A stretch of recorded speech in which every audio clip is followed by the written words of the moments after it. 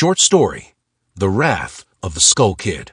In the woods where light rarely reached, the Skull Kid sat atop a moss-covered log, gazing into the reflection of a distant past in a small, shallow pond. The memories of his friends, those silent wooden effigies that once danced with him under the moonlight, played before his eyes. All had been taken by a single act: Link's ruthless pursuit of a giant rupee. The hero of time had left him with nothing but the hollow ache of loneliness and the bitter taste of betrayal. But fate had other plans. Deep within the lost woods, beneath the roots of an ancient tree, the Skull Kid found a relic of unparalleled power. Majora's Mask, a vessel of malevolence and ancient wrath, called to him. It whispered promises of vengeance, of restoration, and of supremacy. "Do you wish to be alone forever?" the mask asked, its voice slithering into his mind. "Or do you wish to make them suffer as you have suffered?" With trembling hands, the Skull Kid placed the mask on his face. A surge of dark energy coursed through him, reshaping his frail form into something more. The mischievous sprite became a harbinger of doom, his eyes burning with malice, his laughter now a harrowing cacophony. The rise of Majora's wrath. Under the mask's influence, the Skull Kid summoned the moon itself, wrenching it from the heavens. Its once serene face twisted into a grimace of hatred, its descent toward Termina a declaration of annihilation. But his ambitions did not stop there. With Majora's Mask, he transcended the bounds of the woods and extended his wrath to Hyrule.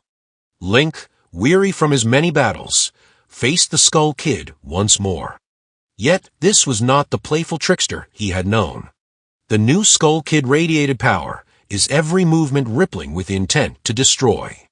"You took everything from me," the Skull Kid snarled, his voice echoing with Majora's eerie tones. "Now, I will take everything from you."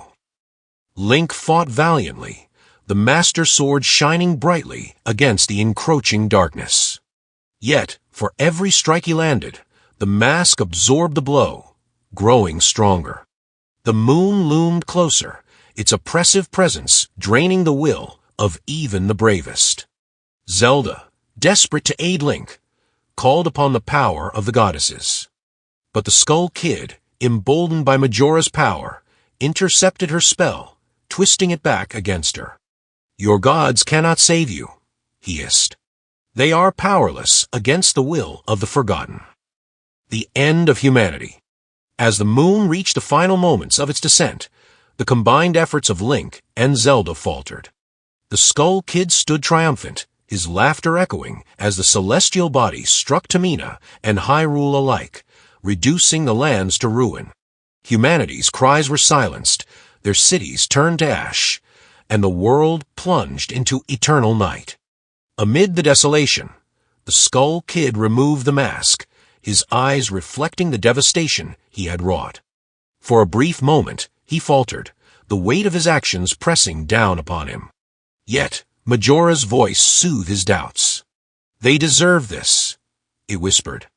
"They abandoned you, forgot you. Now, you are their god." And so, the Skull Kid, now ruler of a shattered world, sat upon a throne of ruins, his reign heralded by the silence of the dead and the whispers of Majora's Mask.